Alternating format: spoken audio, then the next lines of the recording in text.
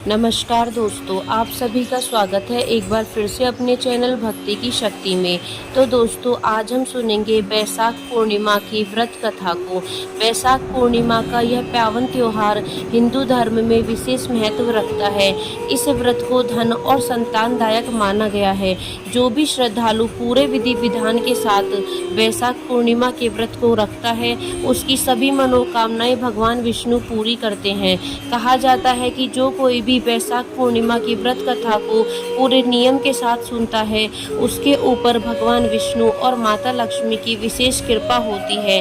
आज हम सुनेंगे बैसाख पूर्णिमा की कथा के बारे में। तो दोस्तों, एक बार द्वापर युग के समय माता यशोदा भगवान श्री कृष्ण से पूछती हैं कि आप संसार के पालन करता हो, मुझे ऐसा कोई उपाय बताओ जिससे मृत्यु लोक में किसी भी स्त्री को विधवा होने का भय ना हो और ना ही उसे निसंतान होने का दुख रहे।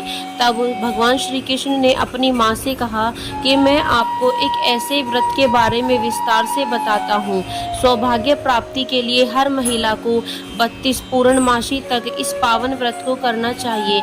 इससे संतान और सौभाग्य की रक्षा होती है। पूर्णिमा के दिन व्रत रखने वालों को यह कथा अवश्य सुननी चाहिए, जिससे उनका व्रत पूरा हो।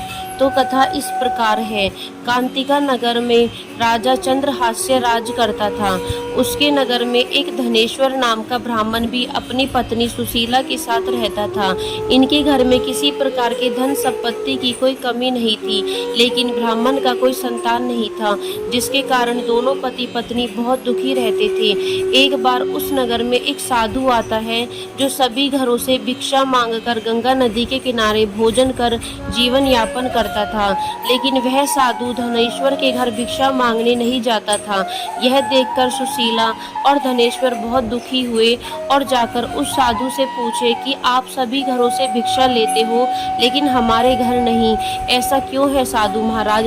तब साधु ने कहा कि तुम निसंतान हो और ऐसे घर से भिक्षा लेना पतितों के अन्न के समान है।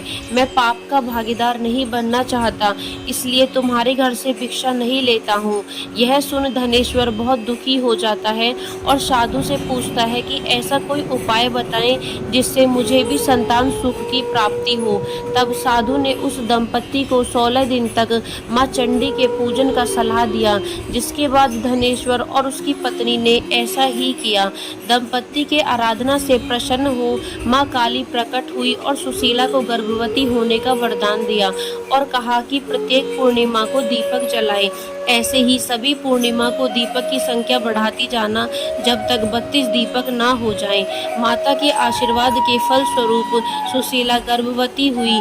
काली माता के कहे अनुसार वह दीपक जलाती रही।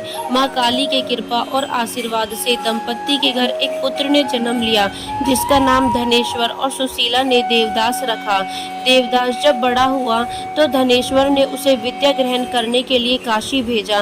काशी में देवदास के साथ एक अजीब दुर्घटना घटी, जिसके कारण धोखे से देवदास का विवाह हो गया। जब देवदास ने बताया कि वह अल्पायु में है, फिर भी उसका विवाह जबरदस्ती करवा दिया गया।